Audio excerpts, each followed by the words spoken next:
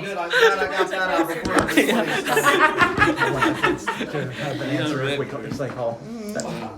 this Well, let me pray. How about that?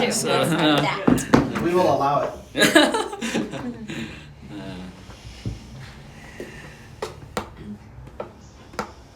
Father, you must look upon us with joy and great satisfaction. For every heart here has been dedicated to you. We more than wanted to honor your name, wanted to really glorify your name in practical ways. I thank you for each heart here for sure, but I thank you for the wisdom, the dedication that each one try to enlarge, even with young people, Lord. You said your people meant to be a peculiar people. There's something peculiar about us. We don't deny. I want that particularity to be passed on, to be your signature, Lord, your name, your fame. Even we discuss about things that yet unfold in our midst through our endeavors. Nations, generations might look back to this kind of meeting, remember the day that some group of people started something for the Lord, and by the Lord, and through the Lord. I like that. And it sowed the seed from the great harvest. It paved the way for you to walk in, Lord, into humanity, to have the vineyard you always been long to have, Lord. Some of us are meant to be part of the wall, some is a watchtower.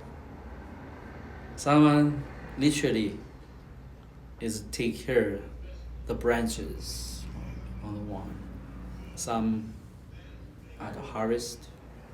Some is trading in the wine press, Lord. But Lord, we know that your wedding feast is when you always long to enjoy. You promise us you're going to have it. You're going to drink from this cup yet again in your kingdom. So bless our time, Lord. We don't need to elaborate our purpose and our hope because you already have sealed that in our consciousness, Lord, into our being. I just pray your Spirit will be our master and the servant, Lord, and will guide every word, every thought, and every heart to be a beautiful, I like the word symphony, Lord. Mm-hmm. Yeah. In Jesus' name we pray, Lord. In Jesus' name. Mm-hmm. Brief discussion on those open starter to introduce Rachel, be the leading person for the discussion, and the teachers will be the ones to talk about things. Why you look at me with strange eye, huh? He's trying to feel in. You addressed him. Yeah. I was trying to. Yeah, he was addressing you back. Is that right? So Tim and I said we're going to sit behind and enjoy it. So, yeah, so. Tim might be wrong about that. You just got strange eye. You're supposed to give like the mission statement of mission the overall statement. Culture Center. Which sorry if I forgot to tell you that. Okay. Is that what Nothing we're like starting? last minute. I think so. I was looking for that actually, that little line out you gave me and I couldn't find it. I was gonna send you that like 5 minutes ago, but you know, I'm really on I the ball. actually remember seeing it. Oh, score. We could also refer back to notes that we took really early on in your house, Oh, that's true. if that's helpful. Yeah, I mean, I didn't have like anything major for Tim to share, and I thought it would be awesome for Carol because Annie, sorry, All right. this is like Shay's first step in, and so it's a great opportunity, for you to get a better foundation of what we're doing and why we do what we do the way we do it. So that was kind of what I was hoping. Are you able to send that to Tim? Oh, He wants yes. to skim through it. anyway, sorry to put you on the spot. I mean, if you want time to Well, think, probably- I can cover what you I can was send gonna me cover. that, but I'll probably wing it a little bit. Yeah, Not for sure. because we're winging it as a community. No. But just to share some broad vision, and then, I think Ben and Justin will give us some of the details of how that is meting itself out currently. And then hopefully we'll be able to have some discussion on where we're headed, related to the current set of students that we have and some upcoming students and how we can navigate that. And I know too that we really want to begin, Rachel had suggested to Ben and Justin, based on an expressed concern, and by concern I don't mean something's wrong concern, but more of a concern of something of value. A desire which- for all parent which teacher is- involvement, yeah. Yeah, that parents would have a good insight as to what we're doing and how that's being accomplished. Typically, and we would look forward to maybe some parent-teacher meetings as time affords it with Justin and Ben. But those things are, everything that we're going to do is going to be a little bit different than what you might expect in the conventional education system. So from that standpoint, I'm going to back up a little bit and just say that the Lord put it on my heart many years ago to take a different educational approach with young people. Period. I didn't know, and I had some very basic understanding of what that would look like, and it was not very well received at all by teachers. By those who were supposed to hold some educational understanding. And Cheryl and Ben was one of those teachers. No, Cheryl was there with me. I was when with him. Yeah. when Thank we- you very much. When we presented that vision and she got to watch it fall flat on the facial expressions of those who were hearing it. You know, we were all raised in probably different formats of the education system. You know, even me and my sister had very different educational upbringing. So we both started in private schooling. I finished in private schooling, and she moved over to public education about midway through junior high school. First 10th high grade. school. Okay. Anyway, so she had a very different experience than my own, and you know that probably is the same for everybody. Later on, when I came back from Dallas and taught at a school, at a private school, and then I've also had some experience with different education with young people while in California as well. I was supposed to help develop a private school there. And all in all, I didn't do a whole lot, but I got to learn a whole lot. And part of what I was realizing early on when we cast this vision, when I was working with another ministry, what I realized is, and I want to bring this into some context with where Brother Emmanuel really brought in a whole broad vision of education beyond anything academic. So when I heard that, it really echoed in my heart with something that the Lord had obviously instilled in there. So I was very willing to say, okay, here are my kids, in order to let's initiate this. And I'm very willing for my children to be those whom we begin initiating that with. That is because what I realized back then was that because I was working with children in the inner city, was the kids that I was working with, that they spent more time with their teachers than they did with their parents. And so what was really easy for me to see was, oh wow, the teacher has more influence over their life than the parents do. And that was true from many different perspectives from the standpoint of a young child in the inner city. But I looked at my own life and I was like, oh yeah, I grew up spending 8 hours a day at school for so many days of the year. And so that was the case for me too, even though I had very involved parents. And so there may have been a more equal balance to the inputs into my life, But, and then there was always, in all of education, there's worldview training. And some of that can be formally expressed, like I'm going to teach your child a worldview, and the other can be something that is relayed via the relationships that the children build while they're doing whatever they do. And that has been my experience with Emmanuel in particular, because his educational experience and his desire to pass on what has been given to him in life goes beyond an academic structure. What I presented to these teachers was, I really want to have a school that focuses on character development as opposed to academics. And that was the end of that meeting, even though it went on for 3 more hours, because all that they cared about was the importance of academics. That which I did not undermine at all, I just put it in its proper place, which should have never been ahead of character development for young people. So, you know, we homeschooled for a long time. I know that's been the case with a lot of you guys, and everyone at this table is better at homeschooling than we are, and I'm not throwing my wife under the bus at all.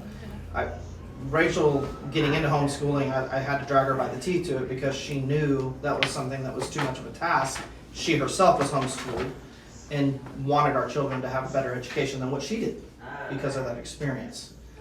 And so, you know, we've had a little bit of a varied experience there. Obviously different. We have a teacher in our midst who is very capable of, you know. 2. Yeah. Oh, I don't know all the educators here. Your sister? Well, your sister would be one. Oh, You're a yes. weirdo. Sorry. We love you, Indeed. Dave. It's okay. So now you know where I'm at. My wife just left the table. I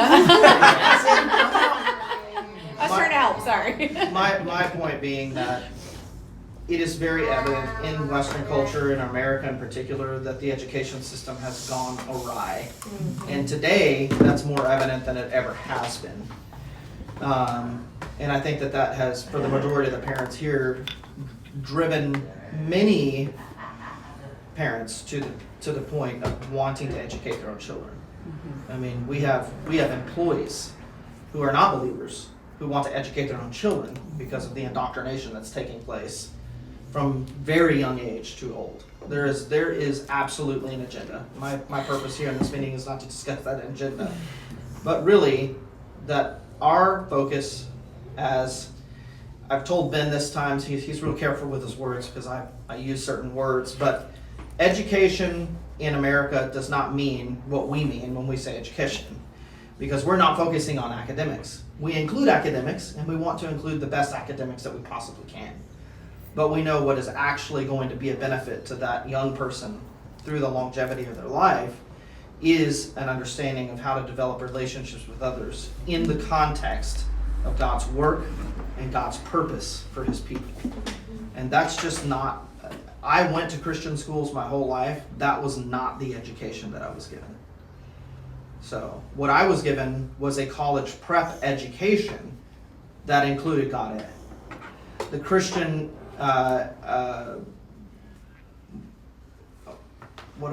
curriculum that was included in my education was secular curriculum that had God words put into it. Okay? And that's just not our focus. What we want to develop primarily through this endeavor is to educate children on culture. And that the primary means of the dispensation of that knowledge or experience is not coming through formal teaching. In other words, we do not have a course, a curriculum, or a syllabus that outlines certain learning points about culture, although those things are definitely discussed. Culture is something that is relationally developed, and we are very much creating and have created an environment in which young people can learn culture through the relationships that they have, specifically with those who are giving input into their lives, but also with one another. And we have laid a very heavy responsibility on those who take teaching responsibilities, not just to simply be teaching culture, but to learn and implement and manage a certain culture, way of life, in the midst of the classroom and in how we do things. So, as you guys all know well, a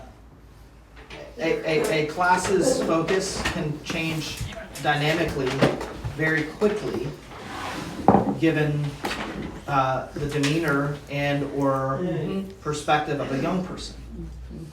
Because the best time for us to learn a lesson is when it can be learned. And so when we see our young people, because we are the products of our culture, and our young people are a product of the culture that they have lived in thus far. We've been set apart by God to lay the foundation for and build upon a new culture that we are currently learning, and that we hope that our children will have some major progress in long before our age, so that their children can, in essence, have a clean start without the encumbrances of the former ways of life. So we're doing a lot of undoing, and we're doing a lot of new doing, and we're using the classroom as a context to build those relationships. And we want to see it go beyond the classroom, but everything has to start somewhere.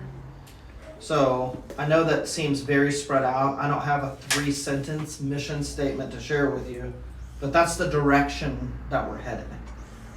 And it is because, just to expand it a little bit further, and I want to tie in some things that I'm not tying in to support what we do, but to give reason for why we do it.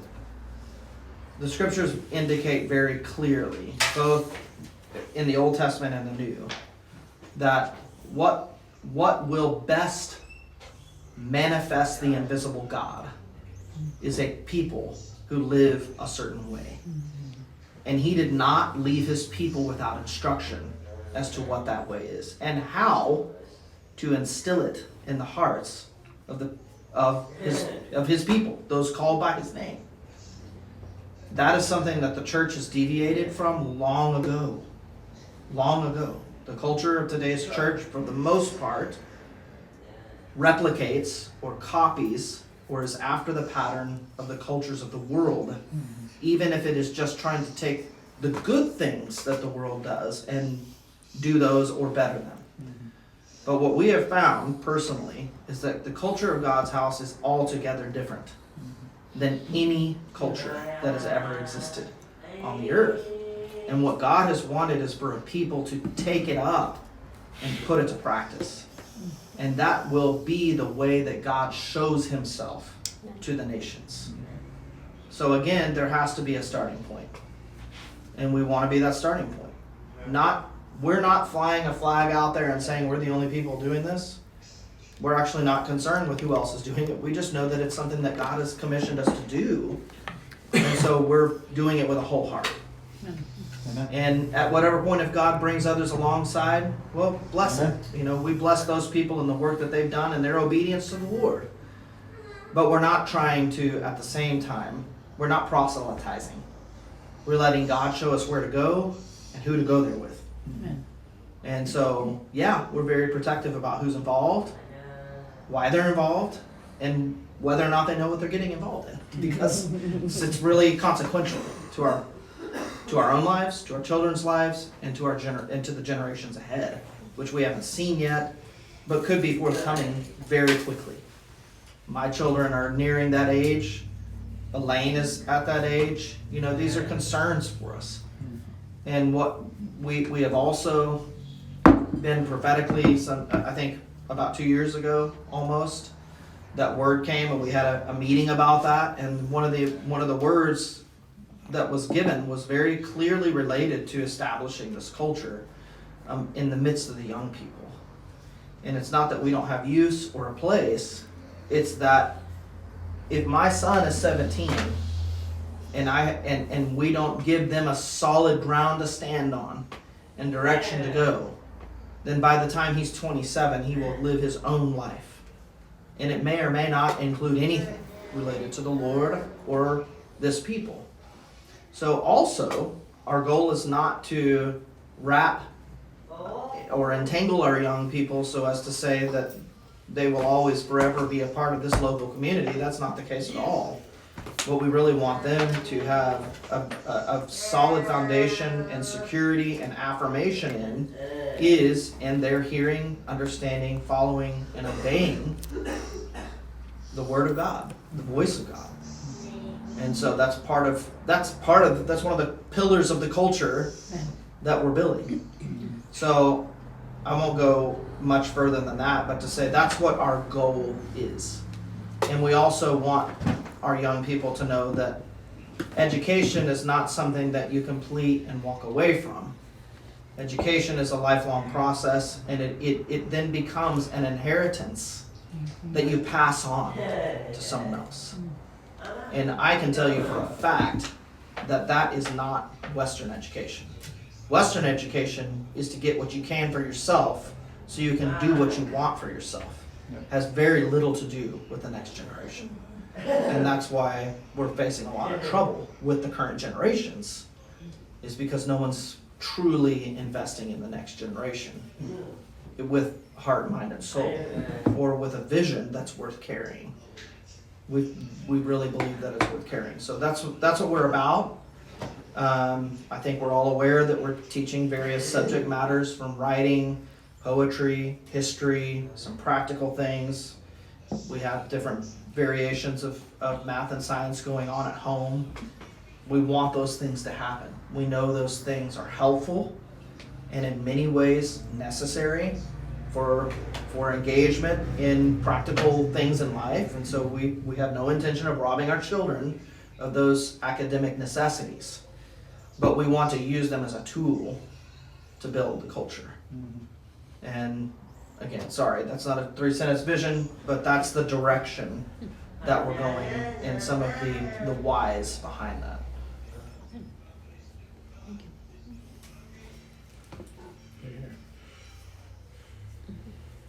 Well, I think I was at the end.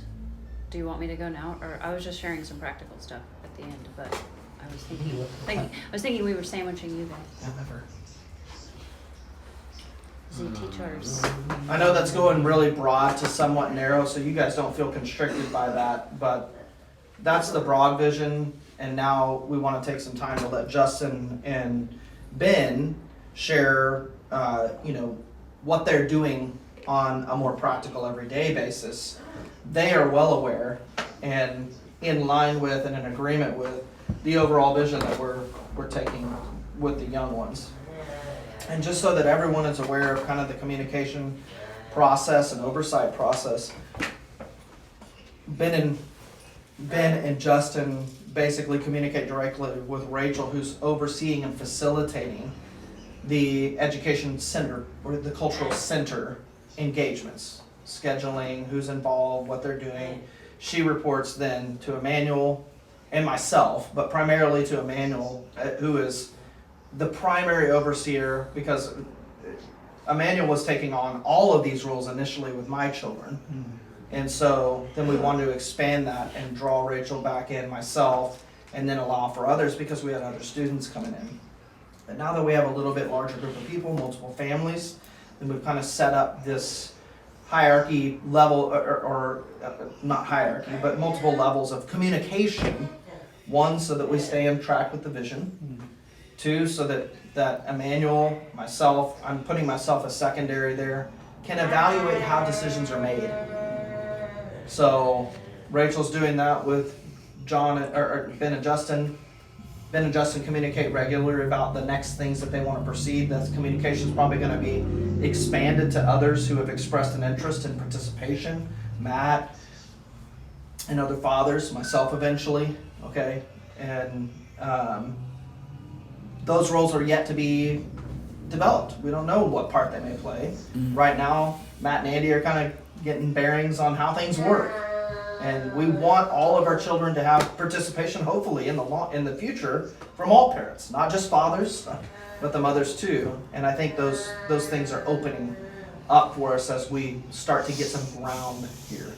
But so that the parents know, kind of a more formal communication protocol will be with the teachers, and then the teachers with Rachel, and Rachel with Emmanuel and myself, unless there is a circumstantial situation that merits the necessity of other types of concentration, which we have already done before. But just so that all parents know, there is a process there, and it's something that we care about. Not care about being strict over or lording over it so much as it, again, from the student all the way to the one who is passing on what they have in life. It's really important that our young people learn how to communicate in that way. And so, but that's how decisions are being made. Emmanuel, for instance, is not trying to have a direct influence over what subject matters are taught, so much as he has an understanding of the overall direction that we're going, and wants to have some communication with Rachel and or whoever's teaching to say, where's your heart in this? What direction are we going? But not say these words and don't say those words so much. I mean, we definitely very much entrust that to you guys, and to what your commitment to this community is as a whole already. So anyway, having said that, I know that these two are going to share some of the things that they're currently doing and some of the direction that they're headed. I think we need to give these two gentlemen applause. Yeah. To make Very yeah.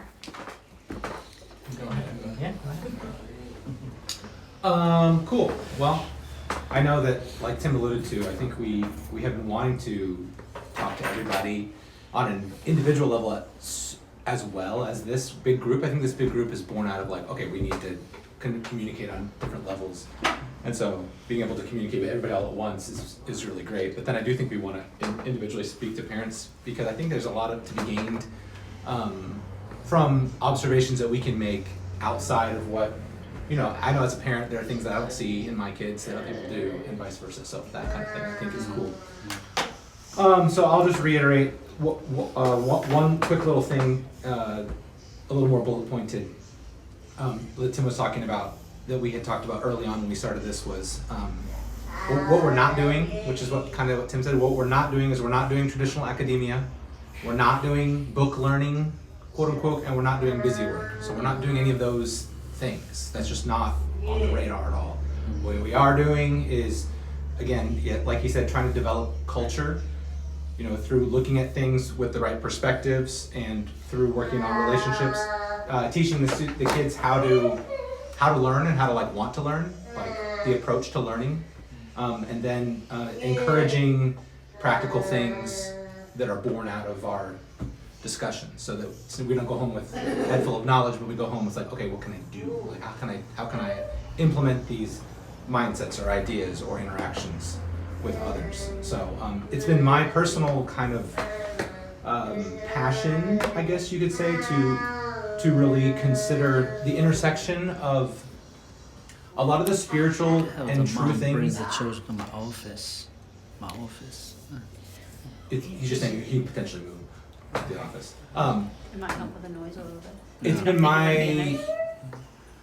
He would get into things. Oh, yeah. Yeah, he would just rearrange Emmanuel's office. we can hear that. He hasn't Yeah, seen we're this good. movie in a long time. excited. No, no, we don't need to explain. might be a good We're fine. Yeah, but he just like John John's says he good. needs to rearrange. For That's what he John's said. good things. Go ahead, Ben. It's been my personal kind of passion recently. The Lord really kind of hit me with it toward the fall of last year, of just really trying to take okay, what are the truths and realities that God is sharing and doing, and how do we do these things? How do we implement them? How do we practice them? And as adults and parents, we receive and understand and do those things a lot more differently than the kids do. And so trying to give them opportunities to look at those things in their own context. It's different. It's just different than ours, especially where we are right now with everything changing. In that regard, Justin's been teaching curriculum. I'll let you share your own thing, but curriculum that is based on things that are in existence, literature, history, things of that nature. And I've been teaching at this point a little more conceptual stuff. So I've been telling the kids they are a bit of my guinea pigs at this moment. But the goal in those things is, again, to provide, like Tim said, a context or a vehicle to engage in relationship, to work together, to take some ideas and put them into practice. And so at the beginning of the year, the three kind of big concepts that I was looking at was life skills, like general things just for living, music, because that's a passion that I have, and you know, anytime we share something that we are personally invested in, there's something more that we can offer there, I feel like. And then the last thing was technology. Those things being one, because I think that they're interesting and I think there's a lot to gain from the kids, but also because we live in a world and a society where music and the audio visuals is everywhere. We're surrounded by it. You can't get away from it. Technology is this living, breathing thing that we're all interacting with. And then life is the kind of connection between all those things. So they're all very relevant things. It's not a specific academic subject, again, because we're not trying to do academia per se in this setting so much, but they all have direct impacts on just how we spend our time and what we do and how we interact with one another. We use technology and we fall back on music and we interact with our family. So anyway, those have been the main things, and we've been talking about some bigger concepts and then trying to see how can we take these ideas and put them into practice at home and amongst one another as peers. And so you guys hopefully have heard some of these things here and there at home with the kids, because I have encouraged them to engage in conversations with their parents. And I know that there's some ups and downs there, and like I said, I'm experimenting, but I feel like it's provided them an opportunity for us not to just talk about something, but to put it into practice. So I won't go into the details of those specific things so much as I believe that the next steps, or because of the nature of a lot of those kind of ideas, the Lord has challenged me personally with assumptions of just living life that I've always had, that we've all grown up with, just the way we do things. And a lot of it comes down to, you know, Justin and I have this conversation, it feels like every other week, which is the reality of the familiar spirit and religious things that we just default into. And how do we take a look at those things and try to do a different, like Tim was saying, live a different way, like doing things in a different way. And it's going to, as those things are going to start to intersect with the parenting choices that we make together. And that's where it gets kind of weird, because it's kind of been this cultural taboo that you don't talk to your friends or your kids' friends about their parenting. It's not a thing you do. But we've been given this unique opportunity to come together as a community and start to engage with one another with some real agency and transparency and say, okay, if this is what God's called us to do, like, how do we do this? And I clearly have blind spots and assumptions that I've made throughout my life that are wrong, and we all do in different areas. And so it's an opportunity for us, for the kids to gain from it, but also for us to connect as parents in the same way, to say, hey, I noticed this thing, have you considered this other thing? And so part of the reason that we want to have this meeting, is so that we can start to open up, and so we can ask for y'all's prayer and support. And how do we do that? How do we come together in that way? And you know, the role of those of us currently, Justin and I, and Andy's joining on here. He's been the last couple of weeks, and he's going to continue to hang around for a while, right, on Monday, and become more engaged. I know Matt's come in a few times. Is how do we, you know, start to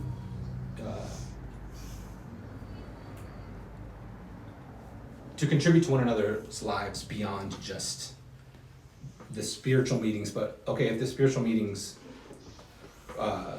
require action, like what are those actions? So all the things that we're doing in class are to promote and give opportunities to practice that. Right now we're doing we've wrapped up Justin's wrapped up 2 of his courses, and I'm wrapping and moving into like a kind of a group project where we're going to do a little short film together So it touches on technology. There's a lot of technology involved. There's little skills that we can learn along the way, but it gives an opportunity to collaborate and to cooperate and work together and try to set aside the familiar spirit. And, you know, just because we're cousins or brothers, sisters, whatever, let's set that aside to work on this project together. And how can we do that together in a healthy and meaningful way? And do something creative. Step out of our... You guys comfort zone. struggle on those lines. I know it's new to the students, but I know What do you mean? there's no this struggle about overcomes the familiar spirit between the young ones, engaging with them. Sure. I think it Oh, should yeah. be openly and solid share with the parents because we want their collaboration attention. As a meeting, part of the meeting is get the parents on the radar with what our struggle is and work the things that a teacher cannot do in the classroom in a one-day setting. So we want to have some beautiful channel communication, common ground in a sense to build up. Even some troublesome situation events happened, we hopefully Rachel and the one who in teaching setting can help us to facilitate the necessary conversations, you know, so those are very seems tedious process, but that's where our strength comes in. That's where we really want to build those things up. So we talk about, I think the concept called co-parenting, right? How we do that if we don't open up those things, you know, so we must through this kind of endeavor, today's endeavor, other endeavors, to break some kind of walls, invisibly or unconsciously in our dialogue. You know, I want to talk to many children like my own children. For sure, that required him and Kim to fully embrace that, you know, so that's something, hopefully through setting like this, we can come to agreement that we are doing that, and right, we try to build teamwork in that. So I'm so sorry. Tim. No, that's good. Yeah. So yeah. So, I'll just say more specifically a couple things, and then maybe Justin can share specific, and then we can talk about maybe some more how we co-labor together, I guess. A lot of what I've been trying to do up until this point, when it doesn't come to music, was just kind of its own thing. But as far as the life side and technology thing side, I've been trying to present the kids with tools, basically, so that they can experience something. I've been relating it to, like, if you're in shop class in high school, you learn how to use a bandsaw or whatever, a table saw, and you learn how to use it, you learn all the safety tips, you make something with it, and then you know how to use it. Maybe you don't have a table saw, but if you ever have the opportunity to use one, or you had one, you could use it. And so in the same way, I want to provide the kids with opportunities to look at, how do we manage our time? How do we take care of our bodies? How do we invest in good things with what we take into our soul? Those types of ideas. And so I've given them tasks and provided with them with, hey, there's this thing called a calendar. It's a tool you can use. This is how you could use it.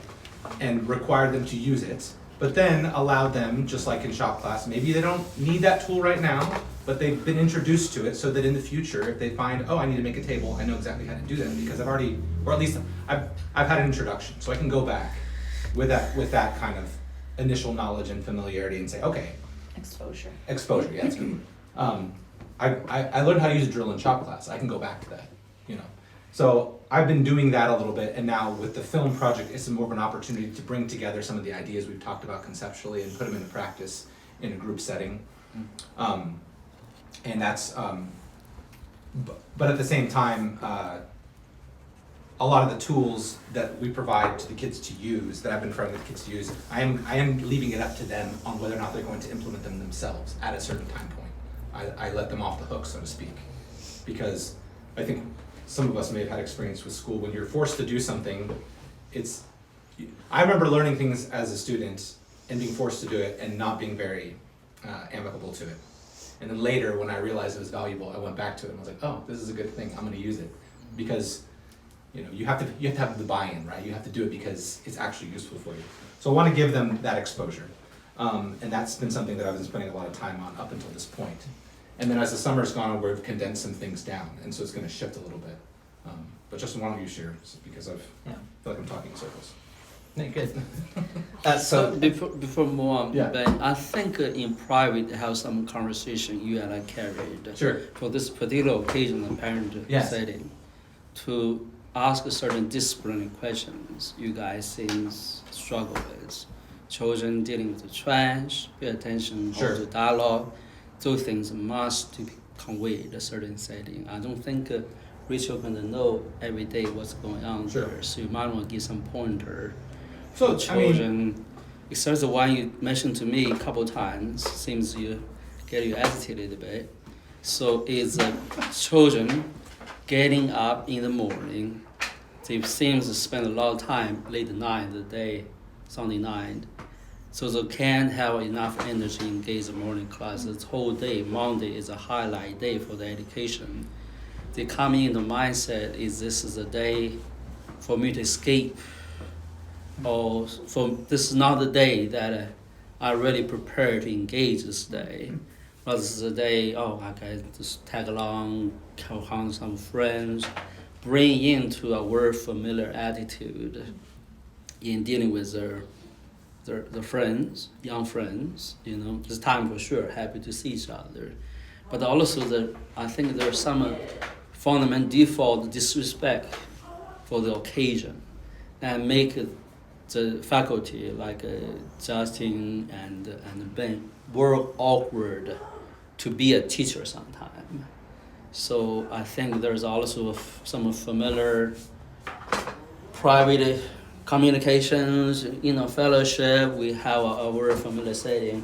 Oh, that's Justin, that's Ben, right? So, you know, next year I'm gonna meet, have dinner with you. So it really doesn't matter what I do and think and behave in the classroom setting.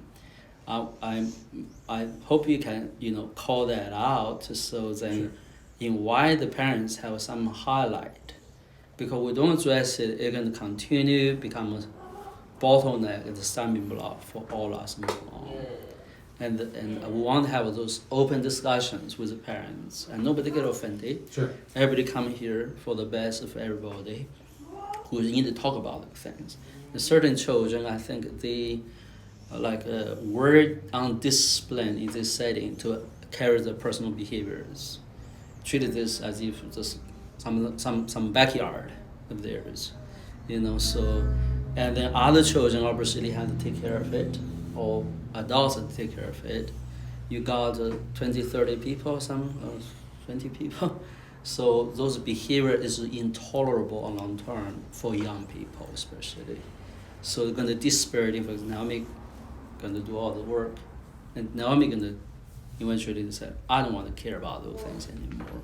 So it's a small, but it's a very, very destructive for relationships. It's not small. It's a super important for children to understand they must take care of their own personal stuff here.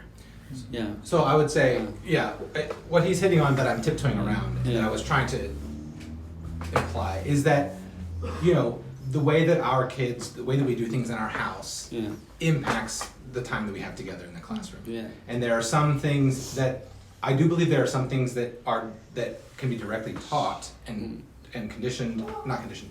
There are some things that we can address directly. Yes. And there are some things that are an outcome of the home environment. You guys all know this. There's Yeah. culture at There's home. culture at home, and sometimes, you know, Cheryl and I were just having this conversation earlier today with our own children. Is that I think generally speaking, and and this is one of the reasons that I want to meet with, that I think Justin and I, we would gain a lot by meeting with individual households, because it's not all the same for everybody. There's different. Everybody has their strengths and Oh, weaknesses. see.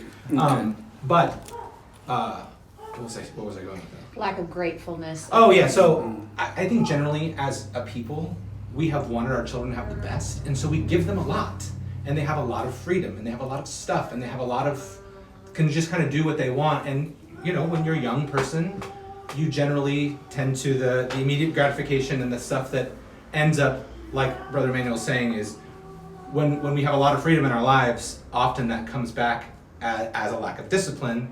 And so one of the more challenging aspects, I think, that's going to be really good is an opportunity for us to meet together as parents and say, hey, what are some changes that we can make at home that are going to not only impact and help our home life, but everything else, because it's going to be this huge trickle-down effect. And sometimes it just takes another perspective of our voice to say, hey, I noticed this thing, what do you think about it? And then come up with solutions together. So in that setting, those specifics I think would be more tailored to the individual, either, sometimes it's the individual student. Yeah. Does that I make- want is that to, kind of I want to what you're speak saying? to that effect about the impact that it seems very small, but it's huge. Because you want your child to be respected, to be loved, to be trusted by others. You must discipline to that effect. Because a child throw trash always on the back, and never take care of it. It's obviously not trustworthy, okay, or not reliable. Be faithful in the little It, things. not responsible. Its own trash. The second, everybody has to pick up its trash on regular basis, reflecting a household. It's awkward topic. I don't think it's awkward. Should be absolutely discipline them. Need to be those kind of things I'm talking about in the school. Please don't let the teacher babysit your children. You just frustrate them then. They will not going to teach your children very well. So you want to honor the teacher by action. By action. How you do that? If the teacher want to do something, you run ahead and say, can I help? Can I help? That's the kind of attitude I want to have children. And they said, I can do it. Well, you know what? This is not your home. You can do it with your parents. Even the parents overboard, overage is unhealthy.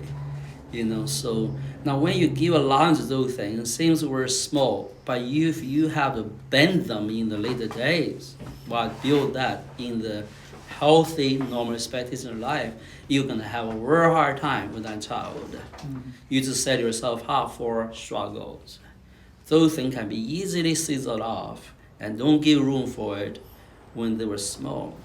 Now, if a child go out, take care of those things. I will love that child, respect that child. I will want to give everything for that child. So we just have a child where they're able to carry what Jesus said, the fear of man, or lack of fear.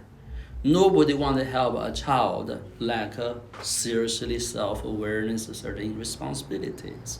It's impossible to teach them. Now, in our life, we want to build here a cultural center. What do you think we discipline children for? That's the things I'm gonna call up. I'm gonna bulk on them. Actually, I'm gonna narrow down. If it's a man, I said, man, why is not getting done in the household? Let's work out some regime. Let's some timeline expectation so the child can get on board with it. And it's helpful for everybody, because when your child aware of those things, your household literally in good order. You don't struggle with them, those basic stuff. It's very irritating, right? For parents, so that nobody talk about it is a problem.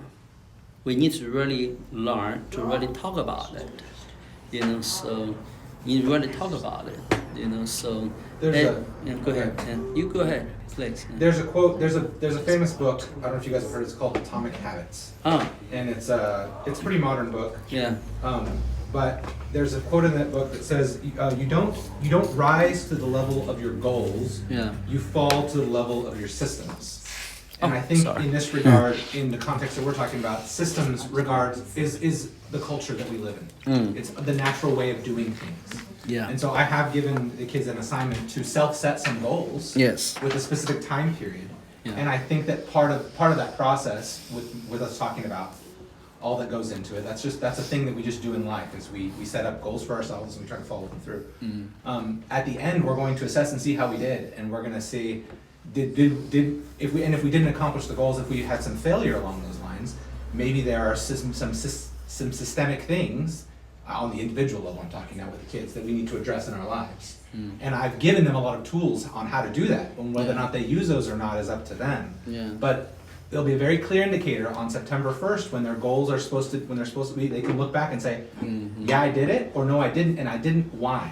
Why didn't I do it, and what can I change in my life on the systemic level, on that cultural level, that will allow me to do these things that I've chosen for myself. These are goals that they have set for themselves, I see. that are supposed to be lined up with their identity, who they are. Yeah. So they should not be hard to do. And yet, we all know, I think everyone here can attest to times where they've had a goal for themselves and haven't fulfilled it. Yeah. This is very challenging to do.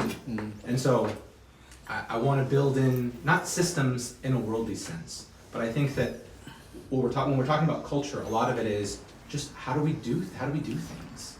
And you Well, can, Emmanuel's talking about we're talking about self-discipline. yeah, self-discipline. And so it is going to be a bit of a process, but as we meet with you guys, with the parents on an individual level, I think we can give further insight so that we can collaborate with Yeah. the parents, the teachers, and the children can be all co-collaborators and say, oh, we are all wanting to do the same thing.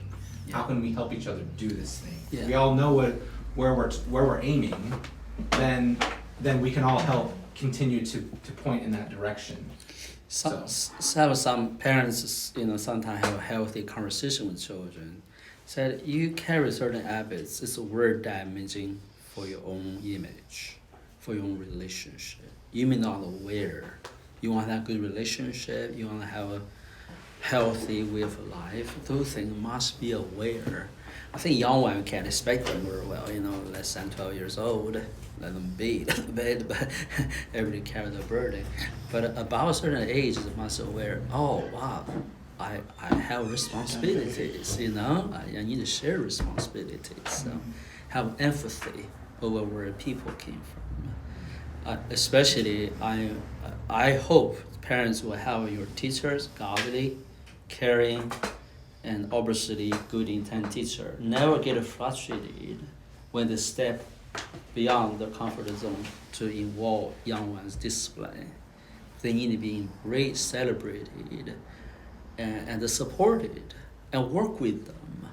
So that's business meeting. I think the big part is how we can have anybody here to work with the parents in a very, very productive way to bring a culture, because this is one part of the culture, the flow of it, the dispense for the expectation, if you will, the understanding. They're gonna, through parents, work with the adults, older children, help young children to map it up. It's a culture infiltration and what do you call the word? Language, emerging, right? Emerging, so yeah. So I want to say that we may be, and just to be quite honest about my own placement here in these things, is there's a deconstruction of our own household cultures that needs to take place. That's been the case for me too. So there's no one to point at here. Yeah. It's why we're doing what we're doing. Like it's the whole point. Yeah. So when we talk about co-parenting, it's not just to accomplish the daily goals given at school. It's that we are, because of our relationship to one another, our commitment to one another in the Lord, we're willing to lay down those barriers and not take something as a condemnation.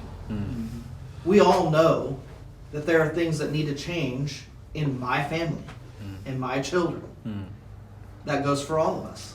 We know that. We already know that. But we may feel, as parents, constrained, limited, or maybe just so stuck in the familiar that we can't make a change. Yeah. So when we have that prodding, then maybe we're more willing to spur one another along to make that change. Yes. Well, that's what goes for our young ones too.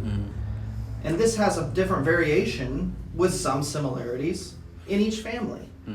So we need to, what we really need to do right now, even in this moment, is take all of our tokens of offense and just put them on the table. And realize it comes from fear. There should be no offense here. There's no room for that. It will hinder any progress that we can make. Because this is not about condemnation. There's not one parent here that has any desire to trap another parent into thinking that they're doing something wrong. That's not the sentiment. It's not about we're doing it wrong. And The want to sentiment move is forward. how do we Amen. get Yeah. out of, how do we go beyond Yeah. where we're at? Regardless of what we're doing is good or bad. Mm. We're not complete. It's not a finished work. Amen. So if the first place that any one of you goes is to I've failed, then you've closed yourself off into the wrong room. Because the only thing in that room and that space for you is your own offense. And it doesn't have a place here. Sorry if that's offensive. Put that coin on the table too. Okay?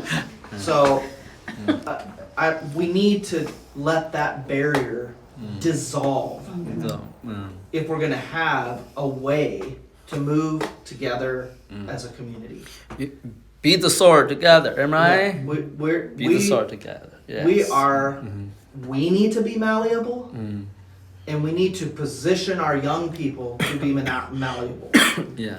I am the only one who has children of an age that they are reaching the point, age-wise, of not being malleable. Okay? Kim and Matt have an older child too. He's on the brink. Okay? But not lost. And neither are my children. They are giving themselves over to doing that. We still have all the room in the world for the grace of God to do whatever He intends to be done. We have all that room. Yes. What Emmanuel was, the sentiment that was being shared earlier is, these folks here, Ben and Justin, are not solely responsible for laying the foundations of this culture. That's impossible. It's not a possible task unless you do it with them. And the only way for them to do it with us is for them to come with us, to us, without their apprehension that they're going to offend, so that we can work together. If we can put offense aside, you know, a really talented coach could go to a young person's father and say, you know, you have a really brilliant athlete here, but they're so undisciplined that I can't do anything with them. Well, that parent has a choice to make right then. Well, you saying something about me? Well, actually, yes. But do you want to work together to make this happen? So that's not accusation. That's the coach coming help. with every good intention for the young life to say, can we do this together? So we can't offer anything to any other parent than to say, can we do this together? And expect that no one holds on to any type of offense. I think we're all in a position where we're going to say, yep, I know that's a problem. Okay, well then what are we going to do about it? Because the do about it is not the responsibility of this classroom, but it can be brought in with it. Yes. Be part of it. Be part It of can it. be part of that. Be part of it. Which means, here's the cool thing, that there's nowhere that young person can go Yes. without getting the guidance they need. Yes. He has nowhere to go. But to change. That's what we need. Yeah. And for our older young people, we're doing the best that we can to train their minds, their hearts, to be a standard and a directive to those who consider them to be peers of desire. Yeah. And we don't condemn them. We give the picture excellency, what they're capable of. You know, so want them to succeed, to improve, to not stop with the lower expectations. You know, so anyway, so go ahead. Yeah. Anyway, I wanted to clear the air with that. Those are things that, you know, again, when we started, Emmanuel came to me in particular with, you know, there were things that my kids did earlier on that were pretty thoughtless and mindless, not giving much attention to what they were actually doing or participating in. And that came in that came back to me as a measurement of my own consideration of their life. But it wasn't one that was indicated from Emmanuel to say, you're a bad parent. It was, I'm working together with you, with your children. Is that indeed the direction that you want to go? Because quite candidly, if it's not, then we don't need to do this. And if that is the case for any given child, then they don't need to be a part of it. That's not somebody being exclusive or trying to cut people out or anything. It's that we need to be purposeful. And when we say, Goals are different. yeah, that is what we're doing, then that gives all parties the full permission, fully granted, to say to that young person, what do you think you're doing here? Here's why I know you're here. Here's what your parents know you're here. Yeah. What do you think you're doing? Well, I didn't think I was doing that. Well, you may need to go talk to your parents about that. See, they don't have anywhere to go. Yeah. They can't come. They can't reconcile here. Well, they're not going to be able to reconcile at home either. And if it's unreconcilable, well, hey, we'll work through that too. Yeah. We don't know how yet, but we'll discover that. Yeah. So don't fear any of it. Amen. Maybe there is a situation where we need to tell a child they can't participate here anymore. That could be real. Yeah. But we're not going to just go, see you later. We're going to talk about how You to can make come that back. work. Yeah. Yeah. So, and there's no plan for that. There's Not a no, list. there's, yeah, well, maybe Ben has a list. Ben's got a list. Make a joke. All I'm saying, I want us to be That's- relieved of every apprehension Yes. or anticipation here. Because that is real life. Because that's the elephant in the room. In Yeah. this room, we must address it. We must work together to head on with children education. Everyone is a part of it. But then build a right way communicating, counsel together, work together. So we don't feel poked or spoken as if criticizing or say, oh my God, there's a great team of wise parents want to work together to help me in things I may be incapable or missing the season or so the child have this, oh, I'm in a net of love, not so I mean a net support, so and I'm super encouraged by some hard conversation I have with young people. And each one bear beautiful results. Only further my relation with them rather than eating my relation with them. So, yeah. So, go ahead, brother. No, I'm Yeah. I'll let you guys continue from there. Yeah. But let's instead of anticipating what we may perceive as some blow of offense or condemnation, let's be eagerly anticipating those engagements and conversations. Yeah. Yes. Because you should know, you're not alone. Yes. We want to work with you. Yes. Look at each other and think that. Is that the commitment that we have together as parents? I want to work with your children. I want to work with your children. In whatever way, in whatever capacity that I can, whether it's in this classroom or outside it, doesn't matter to me. I want to work with your children. I want to work with your children. I have a deep desire for that. I don't know what that looks like yet. Because the way this could grow may go in a lot of different directions. Yeah. And you can rest assured that we're not watching it and trying to keep anything from anybody. I feel like we're still in many ways in the very beginning stages of a lot of things. So Yes. the opportunities and the implementation of things moving forward, they're going to change. Yeah. And there's a bunch of young kids who aren't even involved yet Yeah. that we are looking forward to. Yeah. What that's going to be and who's going to be involved. A lot of things had to be developed, constructed, but at least we can start together as on the as same all page to together as a start, page to build up. One of the things I really expect for this meeting, and we carry back to young people, respect the teachers. They're not picking on them. Maybe they are observing for a while the intentionality to do something with your life, shape your life. I'm not speaking on my behalf in this occasion. I'm talking about I want Ben and Justin and whoever in the teaching position, feel free to do that. Consciously clean. Exercise wisdom, discernment, treat as if it's your own children.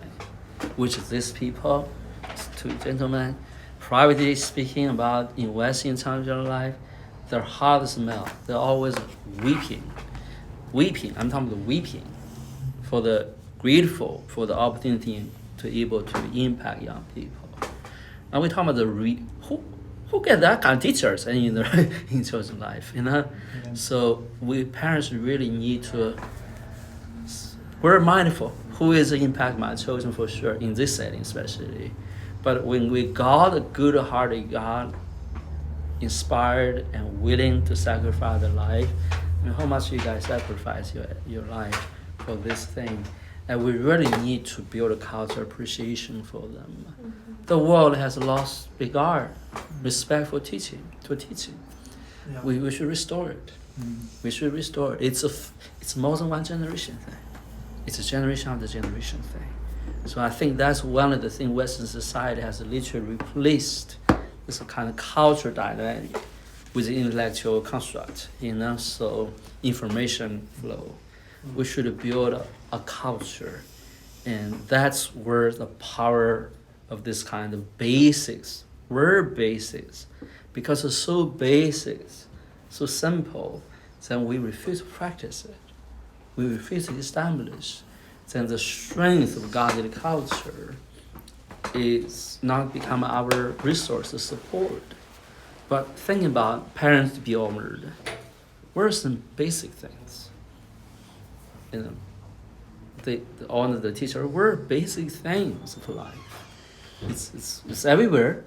Healthy culture, healthy understanding should be planted. But where it started? It started with us. Hallelujah, with our children. So, and that's all I had to say in that. So, yeah, I want to encourage you guys. I would say too. Yeah. I think respect looks Yeah. a lot different than we hear that, or that our kids hear it. Because a lot of times, I think the way that respect manifests itself with the kids is that they're courteous to us, and I don't think that's. I think That's we've got to not go. true. We've got to go beyond them being Yes. friendly or saying, "Hey, you did a good job teaching today," Yes. which is the habit. It gets very like. It is kind of like, I've got to do this, Yes. I'm supposed to do this. I Yes. think respect looks a lot more like they're taking very, very seriously and soberly the information and the inspiration and the encouragement that's offered to them. So how they engage at home, to me, at least on my subjects, I can tell a kid who has put some thought, effort, time, energy, that communicates respect to me. Yes. Not because they said, "Hey, Justin, you did a good job sharing today." Off the That- page. Yeah. They don't need to, Yeah. my ego's not Yeah.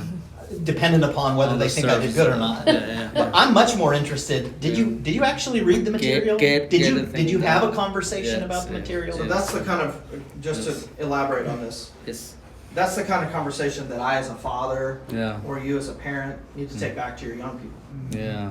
Mm-hmm. We need to have that exact conversation. Yeah. Okay, Yeah. here's another one we need to have, since we brought it up earlier, and this needs to be addressed before we leave today. That's related to the familiar spirit and relational activity. We have different tiers of relationships here. We have the community relationship, and we have different levels of family relationships and relationships of friendship, all of which have no bearing in this place. And that's important for us to communicate with our kids.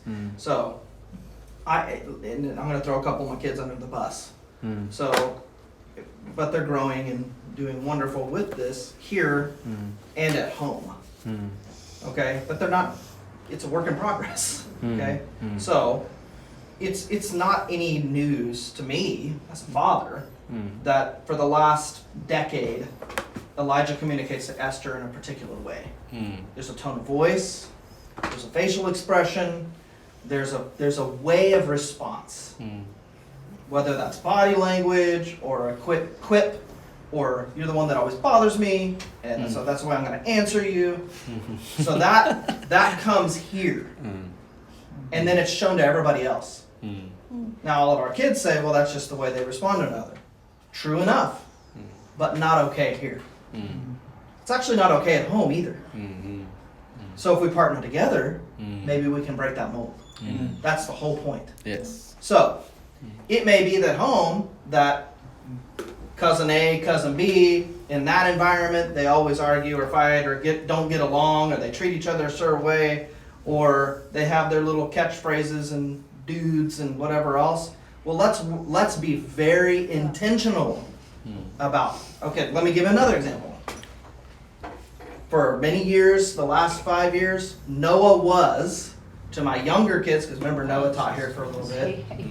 He was to those three Yuck. That's what they called him. But yuck came with a whole world of perception. They still do this. They haven't quite broken out completely from that mold. So every once in a while, still at home, yuck. We'll get the yuck. Okay, and it's their perception of Noah's perception of himself. So that's a whole world. It's a whole caricature for him. And what we had to do when Noah came here to teach is I had to have a very direct conversation with my kids. That's not yuck. That's someone who is taking their time to give something to you. You better treat them different than that. And don't ever use that word. It's not funny. It's not cute. It's not endearing. Okay? That may be for someone else to use my 80s friends here. I'm not your dude. Not here. Maybe I don't need to be your dude anywhere. But we're going to start here. And we can let it move somewhere else. Yes. Now, you can all take that home because we all know how our kids treat each other. We all know how they talk to one another. We all know how they view one another. We all know the grudges that they hold against one another. And I don't care if that grudge lasts to the trip and right till they get out of that door. By the time they go through that door, it better change. Yeah. And yes, we know that it doesn't need to happen on the trip or at home either, but that's where we're going to work together. And so again, let's not take an offense at that. Yeah. Let's not be condemned as parents. Let's help each other work through those things with our kids so they can break the molds. Now, here's the thing. If we're able to do that successfully, are we not going to see wonderful things happen at home as well? Absolutely will. Your We parents sure will be are. respected. Sometimes just Is change that the not tune. also going to change Oh, it's everything different that we occasion do now, together so, yeah. with our spiritual gatherings? Mm-hmm. It's going to change it dramatically. Yeah. So there's a synergy of what culture does to a life in every arena and environment that it's put in. So I brought that up because let's make that at least one practical take home. We've got two now. One is, here's what our teachers think respect and honor is. Let's take time to have that conversation with our kids. Yes sirs, no sirs, good jobs, and apples on the desk do not communicate respect. No. A heart posture and engagement communicates respect and honor. Yes. Uh-oh, I got something to work on. That's what everyone's going to say in their mind, in their heart, even without words. Uh-oh, the standard's higher than I thought.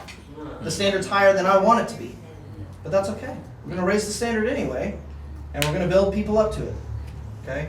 The second being, we need to have a conversation about familial interactions and attitudes coming into a place where they don't belong. And then we can work together with one another to see those things undone in the home environment as well. And I'm the first one to say, that's still work that I need to do as a parent. Doing better. Indeed. So, nobody's left out. Nobody's got it perfect. So, anyway, you guys can take it, please. Yeah. Justin, we cut you off. No, you're good. Justin, yeah, please share your So, heart, brother. yeah. Yeah. There is repetition for sure because I Mm. think the Lord has really, and Ben and I find this oftentimes, the materials that generally get covered are, no matter what the curriculum is, there's certainly a message that the Lord is trying to bring forward. Yeah. I think personally, Almost every time. before I get even into the details of the subjects that I teach, the way that I've observed this amongst our people and why I think this meeting is really important, I shared this a little bit with Emmanuel, but in many ways, if we're not careful, our family units can become like different denominations of the church What? and be really unhealthy in a certain way. That's where how we have Yeah. distinct things that we do. The Lacasses do it this way. And what I think the Lord has been really intentional, not just in our time in the Culture Center, but I'm seeing it being presented through the leadership, through the Spirit to our people is that we have got to stop seeing ourselves as individual family units and as a people of God. Yes. And I think the way that the Lord, my observation now being with the kids over this last year plus has been, I think he's going to use in large part this environment to break down some of those walls. That's right. Because our hearts are, I think, From all in the same children. place. Yeah. We're all in the same direction. And so Yes. I would just offer that as an encouragement that I think as a teacher who I think for both of us really care deeply about not just doing this right, Yeah. but really representing the Lord well and really following the pattern that he has for our people. The way that things are reinforced at home and the way that they come in to engage, it frees us from the burden of worrying about behaviors, because behaviors are symptoms of larger things. But the difficulty is behaviors have to be addressed. Yeah. And so when there's a lot of like little fires going on, you have to be much more selective because there's not enough time to put out every little thing and put our resources towards the big thing, right? The big fire. So I think as we work those things out and we're reinforcing these things, I think we'll see a lot of less, hopefully, little fires, No. and then we can still do the work of the bigger things that need to be Yes, set. Now, yes. so for me specifically, the main areas that I teach, number one is history. It has been a lifelong passion of mine, and I believe history is my perspective here, so don't be offended, is the greatest teacher of culture. Yes. There is a famous quote about history, is that those who forget their history are condemned to repeat it. And so my emphasis and goal from a historical study is not to give them, like most teachers do, facts and times and dates and people and trying to arrive at a certain right answer, and this is what it is. My goal in history is to look at, we do it three different ways. We do American history, which is much more individualized, obviously, to our American culture. We do world history, which we started with Egypt, we just started Greece, we'll move on to Roman and Babylonian, and then we do a biography, which is history is told through an individual in analyzing their life. And so the goal of this is using history as a foundation for which we can have honest conversation about how humans strove to arrive at an answer for what is healthy culture, what is good culture, whatever. And so a big part of our engagement with the kids, at least in my class, is really about, I'm not looking for right answers, and we get a lot of answers that are given that I think our kids perceive to be right.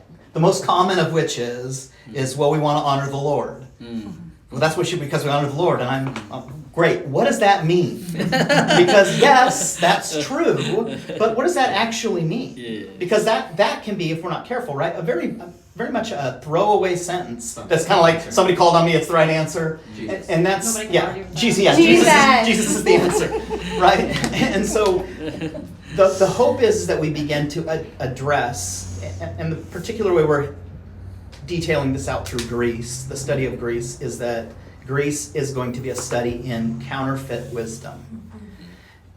1 Corinthians talks about this. We reflected on this a little bit today, that the Greeks sought wisdom. But it's not the kind of wisdom that we as a people seek. Embrace. And so we're going to analyze all sorts of the really benefits of Greece and all of the good things that came out of it, but how they're really deceptive and how they've led to some really bad things and really unhealthy things. And so my hope for their engagement is that our kids are actually taking some time to really consider it, talk about it, and discuss it, and debate it, and to bring their own thoughts here. Because my goal is not to say, well, no, you're wrong. This is the right answer to that. Because a lot of history is open to interpretation and how we understand it. And the bigger question always is not just what you learn, but how did you come to that assessment?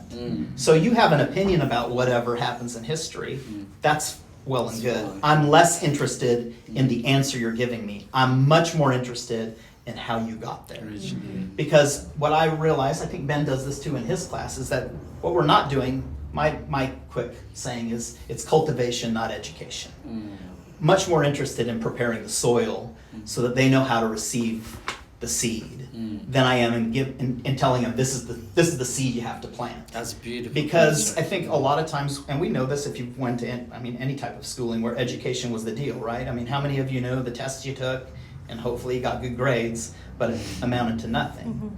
Versus like, All of them. right, versus really learning, what does it mean to learn? How do I analyze this? How do I ask a question? What is a good question? What do I even think about that? Do I even think about that? And being honest in it.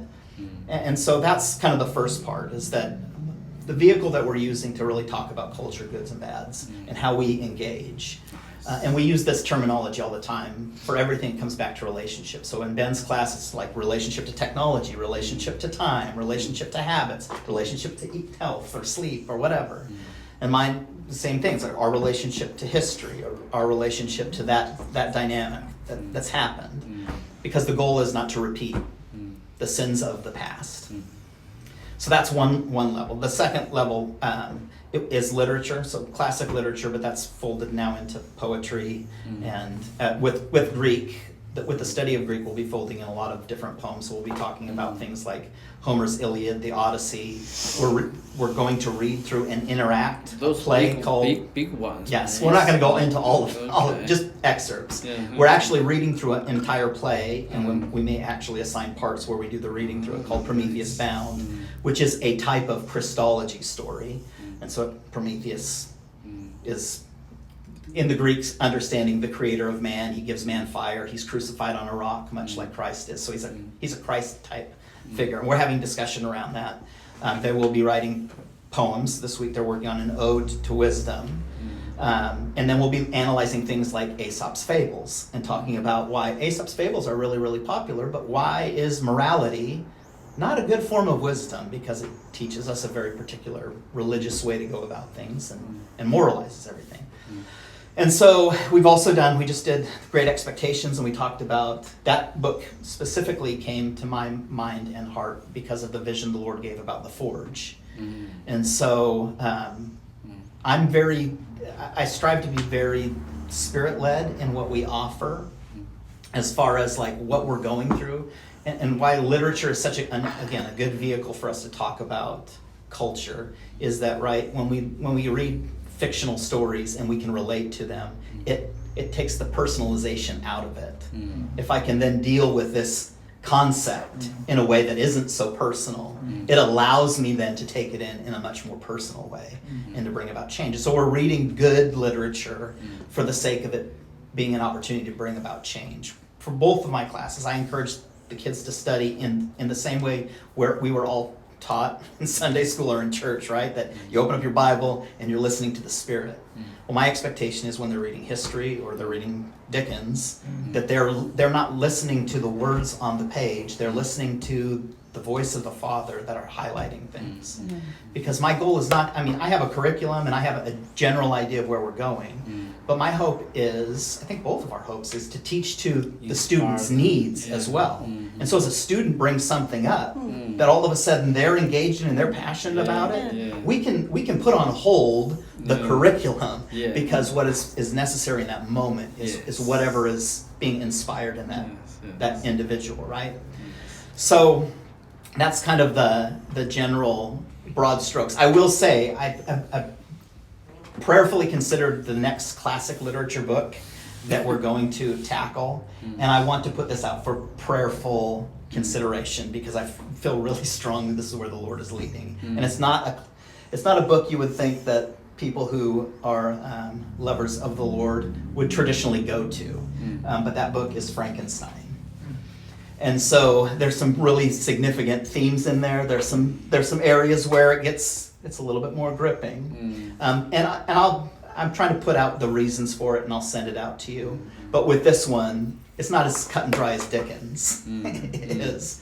But it tackles some really, I think, healthy, helpful conversations. But I also want to be very sensitive to the fact that there's a lot within history, and one of the things with Greek history too, we're not reading a book because there's way too much filth in every book, historical book. And I've already cautioned the kids as well that things are assigned that they need to be checking in with you. So they did a poem ode on a Grecian urn, and I encourage them to look at different Grecian urns, but there are some that are pretty explicit, so parent warning, like maybe helping them navigate that. So at any rate, the heart behind it really is for us to use literature and history as the vehicle by which we talk about our own successes, failures, difficulties. How do we look at things? And it's I feel like if you can analyze Dickens or a historical study, you're going to be much better equipped to fully understand the things of the Lord in a way that goes beyond the knee-jerk response of the Christian church, which is Jesus loves me, and the answer is Jesus is right, and I should follow. And that was part of the conversation today. Was where does wisdom come from, or how do we go about getting it? And a lot of the answers were, well, we go to the Lord. And the next part for everyone else is, what does that look like? How does that play itself out? What are the particulars in there? Don't give me the general. I want to wrestle with this. So, and then the last part of it is, in this course, I am heavily leaning on those who have been in history with me from the start, and Isaac, because Isaac has really stepped into a leadership role, particularly in history, to lead their polises, so the city-states. And so they're in charge of communication, and their responsibility is no longer for every kid to have access to me to ask history questions, but they have to go to their leader of their polis, and the leader of the polis, the city-state, has to come to me, and that's how communication is going to work. And they were assigned this week, one of the things they were assigned was, we started doing like root words, because a lot of that comes out of Greek. And I just handed it to them and I said, do whatever you want with it. You can learn it, not learn it, you figure it out. There's no expectation on my side to see how they operate within their own group. So I already had Benji, bless his heart. So what do you want us to do with it? I'm not in charge of your polis. So well, how should we go about it? I'm not the one to answer that, because this is not my thing. And my loving response was, though, I would consider maybe for you all to do whatever it is that you're going to do together and not have it being selective. So that's the only feedback I'm going to give you. And so again, the emphasis will be much more this time as well on them engaging in culture building and what that looks like in a silly, practical, historical way. So they'll have some curveballs thrown at them and things that they have to deal with. And we talked about it is a competition in a sense of that they want to do well, but it's not a competition where they're against one another, because each of the polises or city-states were parts of the greater whole. And the real emphasis with the kids is going to be, really the observation is, how are you going to engage in a seeming competition in a way that you're going to choose to move past the competitive part and the coming together. And it's intentional on my part. Right, good. well, and it's intentional. I'm kind of setting a trap in a way because I anticipate that there's going to be difficulty so that we can talk about it and discuss it, because that's what The nature of I will Where- say, well- dealing with ambiguity Yes. is an amazing skill set. And I see brilliant people fall apart every day the second things get a little right. fuzzy. Yeah. And so, man, I love that. Yeah. I absolutely love it. Because they're in a greenhouse, they're in a safe environment. Yes. Let them struggle through it. Yeah. Well, and the hope is, right, is that, in one sense, yes, we are teaching the kids. But in a greater sense, we're teaching them how to teach themselves and learn on their own and to engage with the mind of Christ and with the heart of Christ in all things, with the same level of fervency that Scripture has to observe God's work in history, or to observe God's work in a really good book, or to observe God's work in writing emails. And how does that manifest itself relationally in all aspects? So I think I covered all of it. So cultivation. We're hoping to teach them to be good soil so that they can receive the good seed and not so much cramming seeds down their throat and saying, grow! Amen. And then to give them some tools so they can work the field. That's right. Amen. That's beautiful, guys. So, Rachel, we overtake the conversation again. Oh, well, I didn't have much to say, so I had a couple practical things that I thought I would just, it kind of fell in line with some of the stuff we talked a little bit earlier about showing respect here. I thought one extension of that might be talking to the kids individually about how to clean up, which I've just noticed that it's definitely getting done to an extent. Bathroom in general, which if none, I don't know if you know yet, but they have a little chart, they all rotate chores at the end of class. So they take turns in the bathroom 1 month, every Monday, and then kitchen area, blah, blah, blah, which I'll explain later. Blah, blah, You know that blah, blah, blah. Yeah, got it. But, you know, kids are kids, to be honest, and Yeah. sometimes they don't really know the ins and outs, and I'll second that with guys are guys. Mm. Anyways, there's sometimes that I don't know that they're seeing all the little nooks and crannies, so maybe even if at home, which I mean, Naomi cleans for a living. So I thought about having her come in and help a little bit more bathroom area, kitchen area. But maybe at home, just to reiterate, you know, this is one way you can show respect and honor for all those that are volunteering time and the building that we're given to, you know, show that respect and how we clean up, you know. I know that sounds really small, but I think it's another area that, for growth a little bit. And then Ben and Justin are obviously here to look over those things, but I don't really think it's their responsibility. Yeah, I don't think it is. I think at least half of our kids are old enough to be able to view those things. If they're old enough to be in this class, Yeah, exactly. they can clean up the facility before Yeah. they leave. And so and they have been Sorry, to but- an extent. Sorry. No, they Well, have you been could to an do- extent, but I think it needs to just maybe go a little step further What you in could thoroughness. maybe do, since there's 13 now, Mhm. is we could add Shay into the rotation. Yeah, I And think you we do could that, pull yeah. someone like Naomi off of the actual cleaning duty, and they have to check it by her, and she's like, yes, it's good, or no, you need to go She's back. quality because- supervisor. Yeah, that's a good Yes. idea. Something like that could That's a be very good done, idea. cause she'll have the eye for it. And that's not, she needs to know that that's not for her to fix. That's for her to To- go to the Yeah. people whose Yeah. job it is. For sure.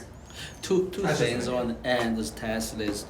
The trash can is on Thursday morning, so. Oh, to make sure the thing gets out. Yeah, so, But nobody's yeah. here, so should maybe. I don't know exactly how I don't that know how to do works. that. Yeah, so the trash can stay there for days, but. So you know, make sure it gets back on Monday then. Yeah, I think better get out Tuesday, you know, whatever. Oh yeah, so, you guys are here on yeah. Tuesday, so Tuesday. somebody could do that on Tuesday. Yeah. Monday seems a little bit early. Yeah, I don't think adults gonna be able to do that. Young people may want to pay attention to that. The other is the yard need to be, you know what it calls, so take care of that. Yeah, we want kids, so yeah.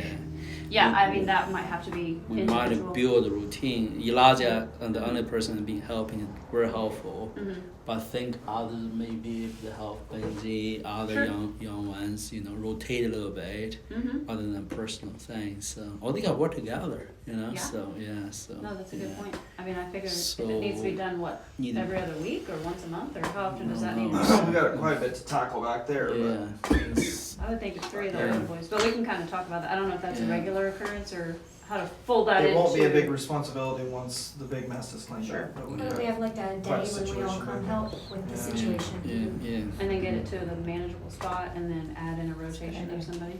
yeah. No, that's good to know. That's good to know. Thank you. Yeah, Yeah. yeah. The only last thing I wanted to mention, because I was reminded of it earlier today, and then it was on what we talked about our very initial parent meeting. I think that was the beginning of the year or fall time. Oh. October-ish, and then since Annie and Jared's kiddos and are joining us, and Justin might have talked to you a little bit about it, but I wanted to even reiterate to all parents about the payment that every kid pays $50 a month to be a part, that goes into helping with the teachers that are a part, and anyway, so. One thing that I just came across my mind today, because like for my kids, they all are old enough to have their own jobs, and so they pay the largest amount. Tim chips in for a small amount, you know, so that they aren't because they don't make a lot of money, but they make enough to be a part. And if one of you wants to, not in a long descriptive way, but reiterate the importance of that, so that, but it comes back to the honor I would part like of to it. do that. Yeah, yeah. But what I was gonna say is each kid's at a different place, right? Not each Yes. kid does. Yeah. Most kids in the class Yeah. do not have a job, but Yeah. they can work at home. And you know, establish a way to, you know, Yeah. quote unquote, work for that, and so that Contributors. they know that they're contributing to, Yes. you know, being a part of a whole and being a part of honoring those that are, Parents give children pocket money, let them save it up for their education. sure, no, I think Yes, that's for each yeah. individual, Yeah. family to establish, but I know that, Let- you let know, me it's ex- new for everybody, explain so that. yeah, Maybe give that a in- little bit of yeah, yeah. explanation. Well, the key is I found American young people and general culture education is free. So give a lot of just lack appreciation that actually somebody pay something, invest something for them to enjoy education. Just young people grow up in the culture, in the society as we have, is literally, I you know, internet everywhere, everything. So for the sense that they don't really invest in their own education. So we don't have a society, our community we don't send children outside the community, say that you're on your own, you know, you still ask for your own education, basically. We don't do that. So to build a culture in their young mind, especially with the young, let them struggle in this path.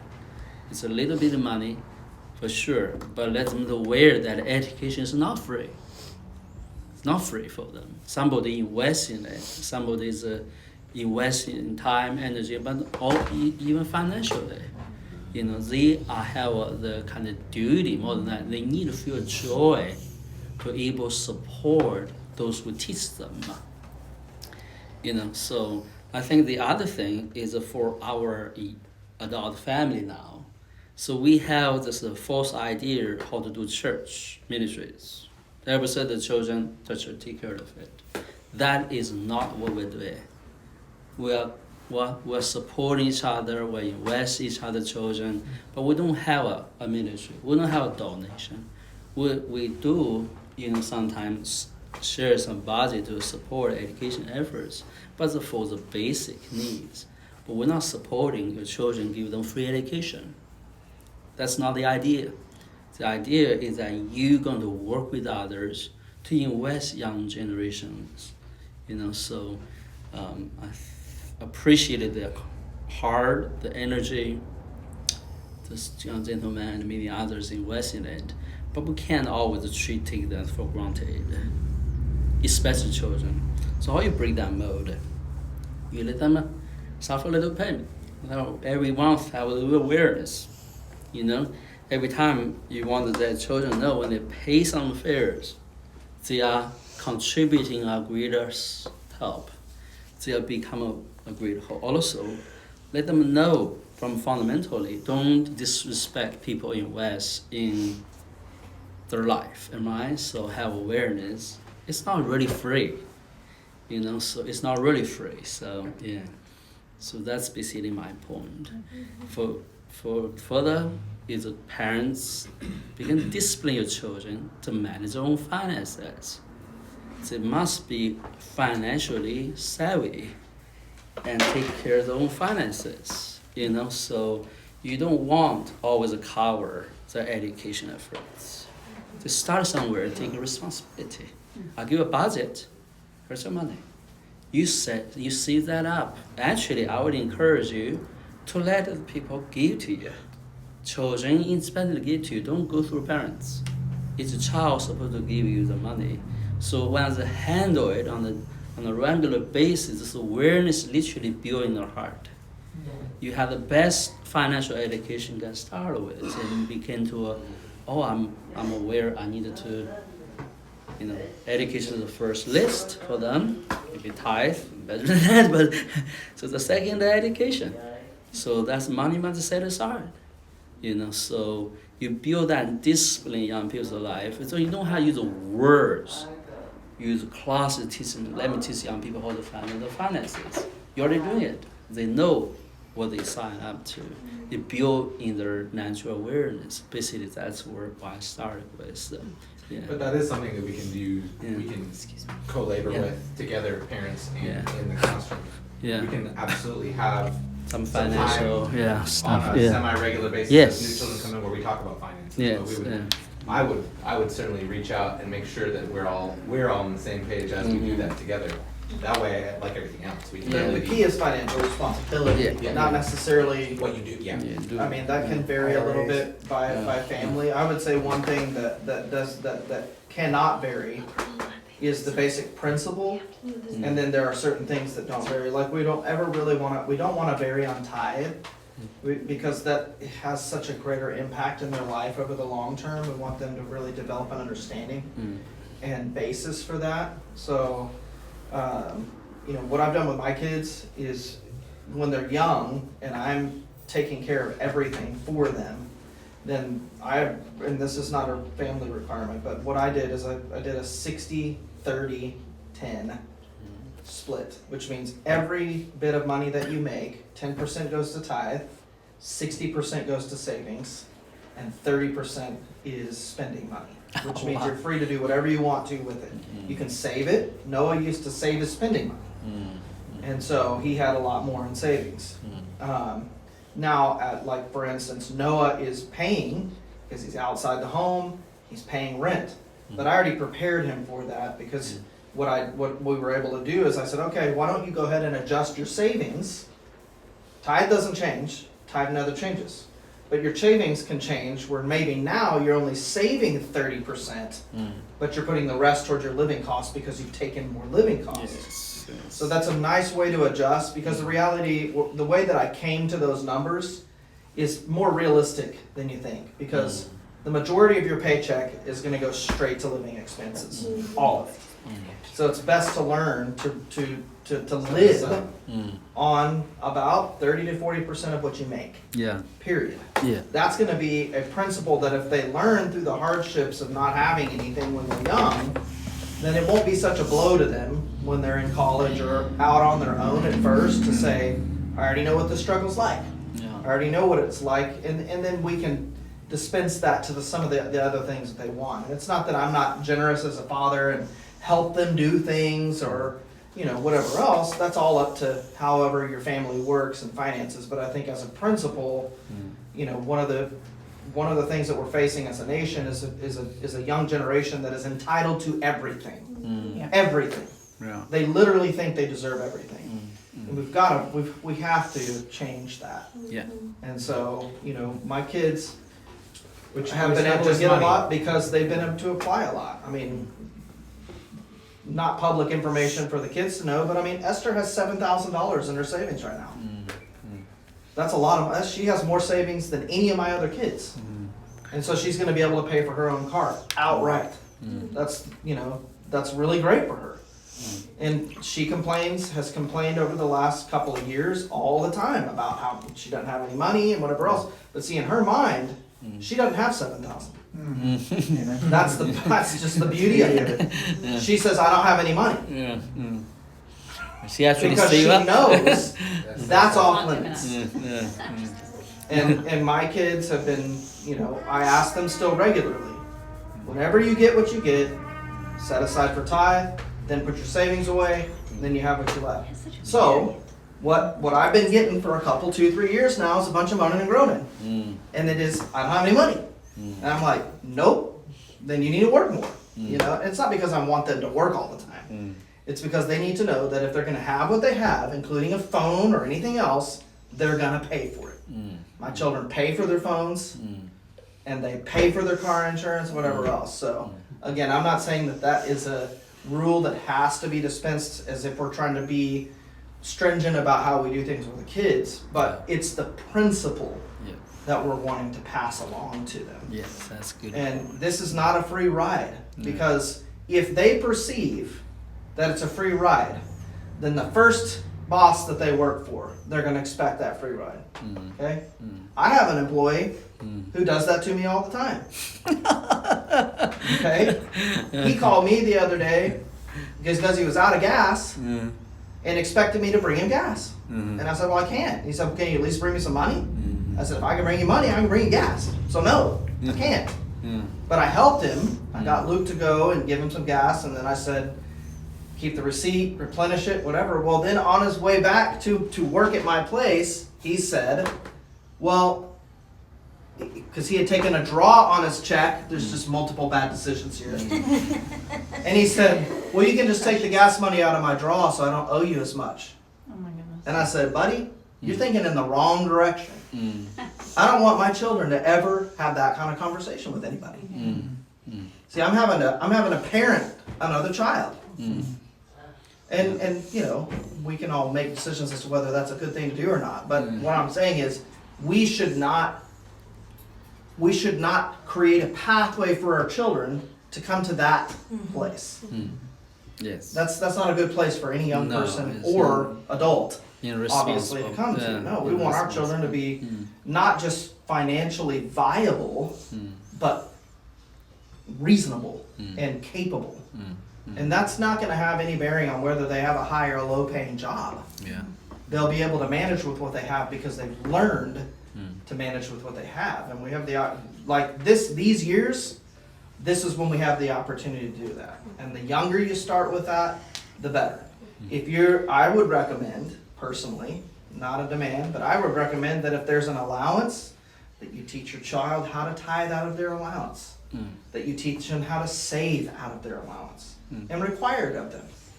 That way they can put it in practice by principle. Whatever the divisions are is up to you.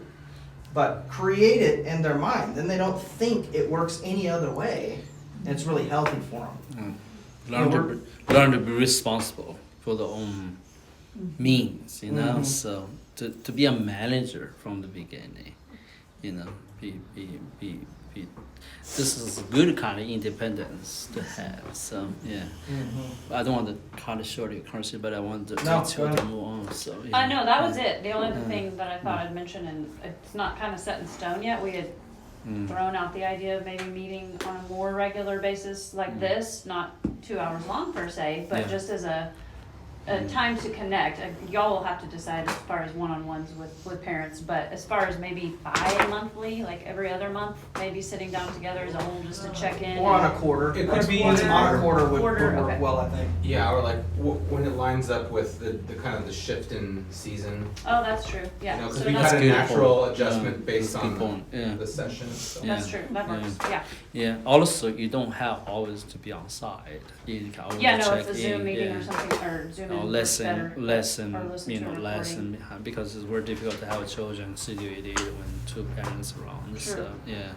So that's all I have as far as practicals go. Well, And I'm wow. always here in any situation for a liaison between teachers and parents, but I don't know that I'm necessarily needed every time in that way, like you guys, Ben and Justin are always open Oh, we to. talked about it.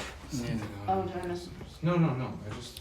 I think better for you to go first, be the liaison for a while. When things settled, familiarized, Yeah, no, communication channel Happy to settled, be, yeah. then we can, you know, let others to handle it. And so Yeah. in the beginning, we might build some conventions up. So yeah, so build some routines. So yeah.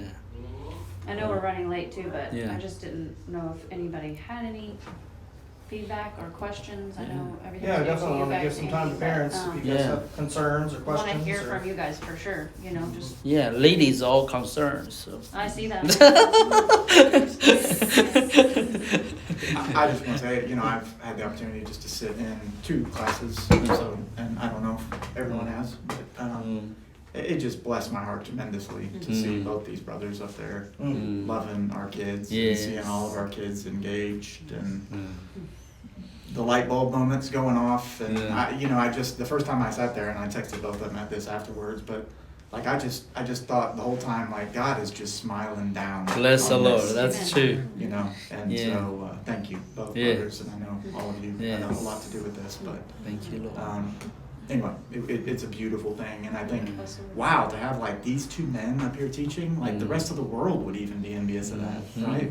Like, I mean, think of like the Yes. absence of men now in our schools and with our kids, and I mean, anyway, I was incredibly encouraged, so thank you guys. Bless the Lord. Yes. The Lord's really moving us in that, you know, there's not a coincidental or whatever the word is. You know, Justin had that vision with the blacksmithing and the Oh forge, yeah, the you forging know, things. and Yeah. the fact that we've been That's given interesting. that, Yeah. that, brother, you've been doing it, and that Justin and I have been allowed to kind of come in with the strong support of Tim, and then for both Matt and Andy to start engaging Yeah. Yeah. when they can or Yeah. in whatever season. That's Yeah. pretty major. Like that's not a Yeah. small thing. Not small thing. Yeah, So not small I- thing. you know. Big. Yeah. It's Yeah. an encouragement, I think, for everybody. Yeah. Because Well- there's more as we move forward. Things will Yeah, change. So change. But you guys step forward and done a tremendous job. Yeah, I mean, a lot of struggles to open the way, and certainly it's after my prayer, you know. So and to discover more and more you guys' talents and good with teaching. You better teacher than me, man. So no, for sure. So. Yeah, but you're the spearhead, you know. Huh? So we I'm have to spearhead. thank you for- Yeah. for kicking this off. Kicking up, but encouraging us I'll to kick us some do what we're dust. I doing. don't sure something with me on I that. do think we're at the many ways we're still in the very beginning, you know. Yeah, Like we're in the foothills and it's about to start to really Yeah, yeah. incline. So it's great. Yeah. There's I like the word synergy. There's a synergy between every party involved. The children especially, there's a synergy there. We have different young people, definitely than in the beginning. I can tell you the change is so encouraging, so individually as also together. There is awareness that we are doing something special here, and friendship, relation with teachers, and come back, great relation with the community, family, everything just begin to really, take some serious shape, so yeah. That's the beauty. That's what our vision is about, is that team squad play. It's a triple down thing, so everybody have a heart for children. I don't want to overspeak, but everybody wants the children to be benefiting large, and here we're the synergy. I had that word, Sister Candice, right? So the Candice, get the Candice going, yeah. Candice, yeah. Well, yeah, anybody have questions, opinions, comments? I'm a one-way street guy sometimes. I don't like, so yeah. So, this should be a two-way street. Hey, sister, sure, go ahead. Don't just make face on me. I'm taking good notes. Yeah, good notes. That's it. I'm here supporting it all. Yeah, yeah. Thank you for your sacrifice and behind the scenes support for that gentleman. 100%. Yeah. Work together. Yeah, for many topics. Yeah. You've done more than you think. Yeah, you don't. I have yielded. That's what I have done. Well, Oh, good. I have made Not way. only, but that is certainly Yeah. not only. Yeah. Well, Justin, what we do here? Pray. Pray. Yeah, there you go. Good suggestion. We can table this for another time because Okay. it's not even a part of this direct discussion. Uh-huh. But I know that we realize that we have significant academic gaps. Our hope and expectation is that as parents, we continue to enable our children to Yes. fill those gaps, but also don't hesitate. And I think Rachel has had some discussions with some of the moms and stuff about how we can help one another there. We're not Yes. trying to, that's a place that we don't have the capacity to work in and with right now, but we also think that it's probably beneficial for the younger kids to receive their education at home as opposed to in a classroom setting. And then it gives them something to look forward to with the culture center, but also that's a pretty daunting task. Not everyone has, at least I'm speaking about myself,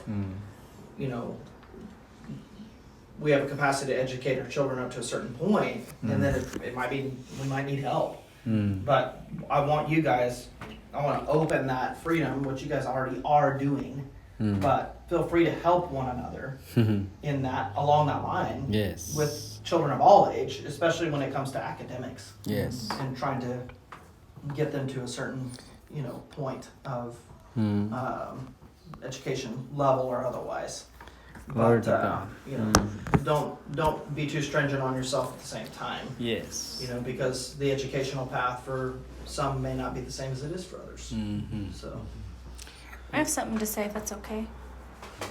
I mean, I don't mean to have a long discussion Ask about it. him. He's supposed to know ways of the kingdom. Of course. He gave me Whoa. You get to live. You get to live. He's really not. He comes in character. He comes in character. You're good. Go Okay. ahead. Please, Nicole. We want- Thank God. Sum up. No, as he was actually talking, it dawned on me that I feel like I may have been, as I was in a religious setting, very brainwashed into a certain type of culture and a certain type of way of doing things. I think that I was very much the same way with the education. So I'm encouraged very much for our children, but I'm also encouraged to learn the way that the Lord intended education to look like and be in my own life, and the way that I teach my kids at home, and then the way that I teach, hopefully, we teach each other's kids. But it blew my mind for just a minute to be like, holy cow, there's another thing. There's another thing that I have done wrong. And not like me, I'm not going to condemn myself, Sure. because we're not condemned. But I'm just saying, it's interesting. It's like, whoa, another thing. But the Yeah. blinders could be off now, so Yeah. that's encouraging. I'm encouraged, is what my point was. Why don't you pray for us, sister? Okay. Father, we are here for what you are doing. We're here for your will to be done on earth. We're here for the foundation that you're building, the dirt that you're tilling up, so that your ways can be established here.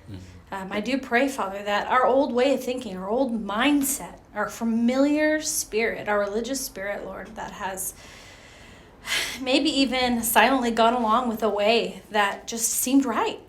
God, you continue to cut that off, Lord. Continue to cut it off of us, so that our children will be blessed. We will be blessed, Lord. And just continue this good work. That what you are doing here is your work. What's happening here is your work. Don't let us get in the way ever. Father, and I pray as we all go home tonight, we seek you here. About everything that was said here, Father, we come and we seek you in it and be fulfilled in your answer and your response.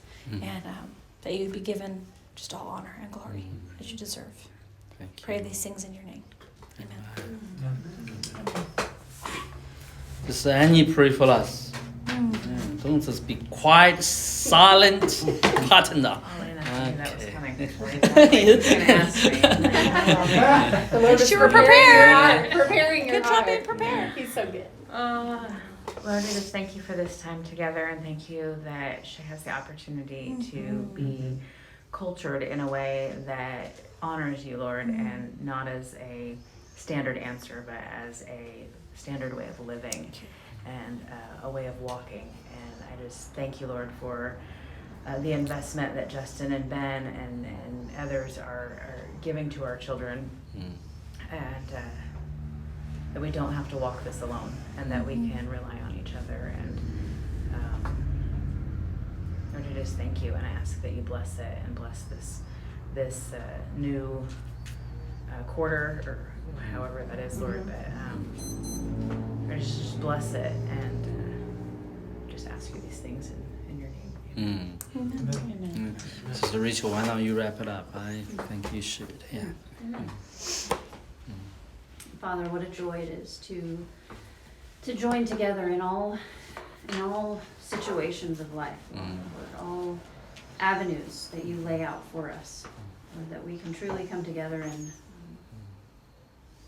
see your way and see your truth in all that we do, from cooking dinner as a family, Lord, and going on vacation, Lord, and the day-to-day tasks of working and all the things that lay out before us, Lord, and of course the time, Lord, that you set apart for us to learn and to be educated, to not just to better our minds, Lord, or to be more knowledgeable, but to truly be built up as your sons and daughters, to honor you with our time, Lord, and how we spend our time and what we spend our time doing and learning, Lord, that we can glorify you in all that we do and all that we think and all that we say. And I thank you for the opportunity that we as families, Lord, have to come together and join together. Lord, I thank you for the beautiful opportunity for our kids to be loved on, Lord, to be encouraged, to be instructed, Lord, by those that not only desire good things for them, Lord, but so much more. They desire sonship and discipleship, wisdom, Lord, and continue to reveal all that you have for us, Lord. Continue to remove the blinders and the old ways of thinking, Lord, so that we may become your sons, Lord, and so that we may sit at the rightful place next to you, Lord. Thank you for each heart and mind gathered here, and thank you for what you're doing in each one of us to grow our faith, to grow our own individual wisdom, Lord, in learning who you are and who we are in you, and how we play this role as your son, Lord, and what it looks like. It is individual for each one of us, but we do have one another to join hand in hand. Thank you, Jesus. And to lift each other up. I thank you for the good work that you have started and that you will continue to do. We bless your holy name. We love you, Lord. Amen. Joy unspeakable. Bless the Lord.